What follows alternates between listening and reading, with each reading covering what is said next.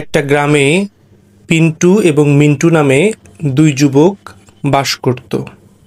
তারা দুজনেই বেকার। দিনমজুরের কাজ ছাড়া গ্রামে আর কোনো কাজই তারা দেখছে না। এদিকে নববিবাহিতা স্ত্রী নিয়ে দুজনের একই রকম পারিবারিক অবস্থা। ভিন্ন মানসিকতার হলেও দুজনেরই একটা সাধারণ সমস্যা, আর সেটা হলো কি করে টাকা রোজগার করা যায়। এইসব ভাবতে ভাবতে পিন্টুর মাথায় একটা বুদ্ধি খেলে গেল। সে মিন্টুকে বলল, দুজনে মিলে যদি একটা করে গাভী কেনা যায় তাহলে কেমন হয়। গাভীর দুধ বিক্রি করে কিছু টাকা পাওয়া যাবে, আর গাভীর বাচ্চা হবে, ফলে গাভীর সংখ্যা বাড়তে থাকবে, দুধও বেশি বেশি হবে, আর এভাবে দুজন একদিন অনেক টাকার মালিক হয়ে যাব। গাভীর সংখ্যা যখন বাড়বে তখন অনেক লোক রাখবে দেখাশোনার জন্য, ফলে কিছু মানুষের কর্মসংস্থানও হবে। এভাবে দুজনে একদিন ধনী হয়ে উঠবে। এভাবে পিন্টু তার ভাবনার কথা মিন্টুকে জানায়। এই প্রস্তাবটি মিন্টুরও খুব ভালো লাগে। সেও প্রস্তাবে রাজি হয়ে যায়। তারা দুজনে কথা পাক্কা করে ফেলে। কিছু আনন্দ আর উদ্দীপনা নিয়ে দুজনেই বাড়ি যায়। দুজনেই তাদের এই উদ্যোগের কথা তাদের নিজেদের স্ত্রীকে জানায়। পিন্টুর স্ত্রী সব শুনে খুব আনন্দের সাথে তার গয়না খুলে স্বামীর হাতে দিয়ে বলল, খুব ভালো পরিকল্পনা, আমরা গয়না বিক্রি করে গাভী কিনতে পারি। যখন বেশি বেশি রোজগার হবে গয়না কিনতে আর কতক্ষণ। স্ত্রীর কথায় গর্বিত হয় পিন্টু। ওইদিকে মিন্টু তার পরিকল্পনার কথা স্ত্রীকে জানালে তার স্ত্রী বলে, দেখো, একে তো আমাদের কিছুই নেই, খালি কয়েকটা মাত্র গয়নার সম্বল, আর তা বিক্রি করে গাভী কিনবে, কিন্তু যদি গাভীটি মরে যায় তখন কি হবে। মিন্টুর মনেও খটকা লাগে। মনে হয় তার স্ত্রী ঠিকই বলেছে, কারণ গাভী যদি মরে যায় একমাত্র সম্বল গয়নাগাটিও যাবে, গাভীও যাবে। এত ঝুঁকি নেওয়াটা উচিত হবে না। পরের দিন দুই বন্ধুর দেখা হলে মিন্টু বলে, ভাই পিন্টু, গাভী যদি মরে তাহলে? পিন্টু তখন বলল, এত নেগেটিভ চিন্তা করছিস কেন? কেনার আগেই গাভী মরার কথা ভাবছিস? আর গাভী কোন কারণেই বা মরতে যাবে? মিন্টু একই সুরে হতাশ জবাব দেয়, তা তো বুঝলাম যে গাভী মরবে না, কিন্তু ধর যদি মরে তাহলে কি হবে?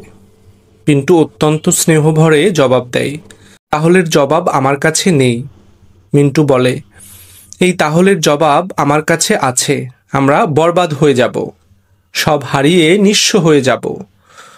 অত্যন্ত বেদনাহত হয়ে পিন্টু বলে, কিন্তু তুই কেন বারবার ভাবছিস যে গাভীটি মারাই যাবে?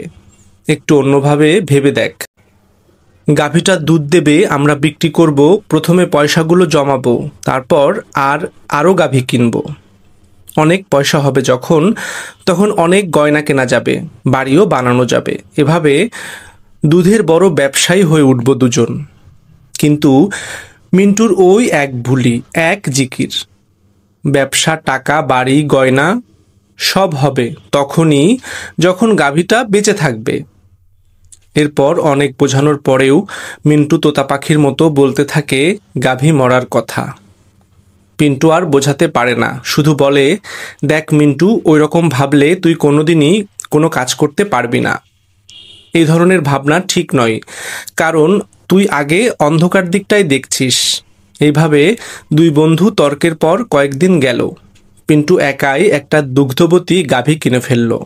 সে এখন আর দিনমজুরের কাজ করে না। সকাল থেকে সন্ধ্যা গাভীর দেখাশোনা করে, দুধ দোয়ায়। প্রথম কিছুদিন দুধের গ্রাহক খুঁজতে ও গাভীর পরিচর্যা করতে কষ্ট হয়েছিল। ধীরে ধীরে পিন্টু এই কাজগুলোতে দক্ষ হয়ে উঠতে লাগলো। আর দিনমজুরের কাজের শেষে মিন্টু রোজ তার কাছে আসতো, আর পিন্টুর সংঘর্ষ করার পরিশ্রমের বিষয়টি দেখত, আর ভাবতো তাদের দিনমজুরের জীবন কত ভালো ছিল। রোজ সকালে কাজে যেত আর বিকালে ফিরে এসে সন্ধ্যায় কাজ কর্মহীন আড্ডা দিতে পারত। এখন পিন্টুর জীবনে আড্ডা দেবার অবসর নেই। তার উপর এত ঝুঁকি নিয়ে কেন যে গাভী কিনলো, যদি মরেই যায় সব যাবে তার। আর ওইদিকে কালো গাভীর মধ্যেই জীবনের আলো দেখতে পায় পিন্টু। সে দ্বিগুণ উৎসাহে কাজ করতে লাগলো। এটা ঠিক যে তার কাছে এখন আর অবসর নেই, কিন্তু সুন্দর ভবিষ্যতের কল্পনায় সময় নষ্ট করতে সে রাজি নয়। এইভাবে দিন যায়, আস্তে আস্তে তার গ্রাহক বাড়তে থাকে। কাজের লোকও বাড়তে থাকে। গাভীও তার মরেনি।